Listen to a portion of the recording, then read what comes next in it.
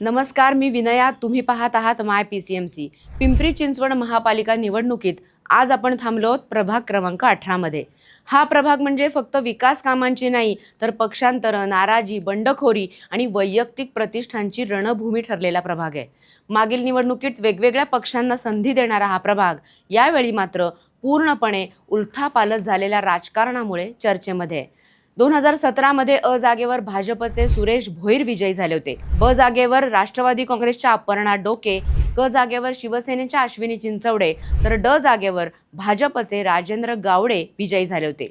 म्हणजेच या प्रभागामध्ये एकाच पक्षाचं वर्चस्व नव्हतं, तर मतदारांनी वेगवेगळ्या पक्षांवर विश्वास दाखवलेला होता. यावेळी सर्वात मोठा धक्का राष्ट्रवादी काँग्रेसला बसलेला दिसतो. माजी महापौर अपर्णा डोके यांनी राष्ट्रवादी काँग्रेस सोडून भारतीय जनता पार्टीत प्रवेश केला असून थेट अ जागेसाठी भाजपकडून उमेदवारी मिळवली आहे.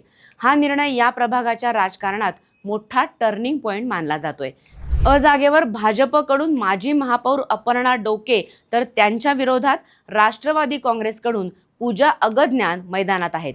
ही लढत केवळ उमेदवारांची नसून माजी महापौर विरुद्ध पक्ष टिकवण्याची अशी पाहिली जाते. ब जागेवर भाजपकडून मनीषा चिंचवडे, राष्ट्रवादी काँग्रेसकडून ज्योती निंबाळकर, शिवसेना उद्धव ठाकरे गटाकडून रफिया पांचाळे आणि काँग्रेसकडून ॲडव्होकेट भाग्यश्री भोईर मैदानात आहेत. इथे थेट द्वंद्व असलं तरी शिवसेना ठाकरे गट आणि काँग्रेसची भूमिका निकाल बदलवू शकते.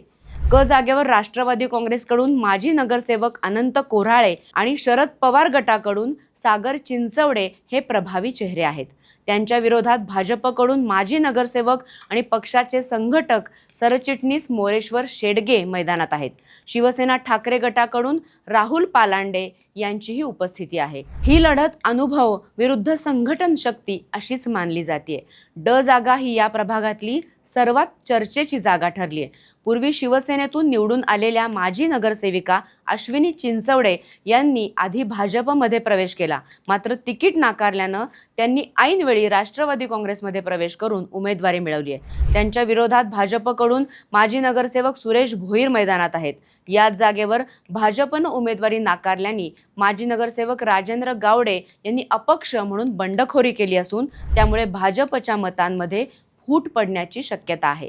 या प्रभागामध्ये स्थानिक विकास कामं, मागील कार्यकाळातील कामांचा हिशेब आणि पक्षांतरामुळे निर्माण झालेली नाराजी हे मुद्दे मतदारांच्या मनात आहेत.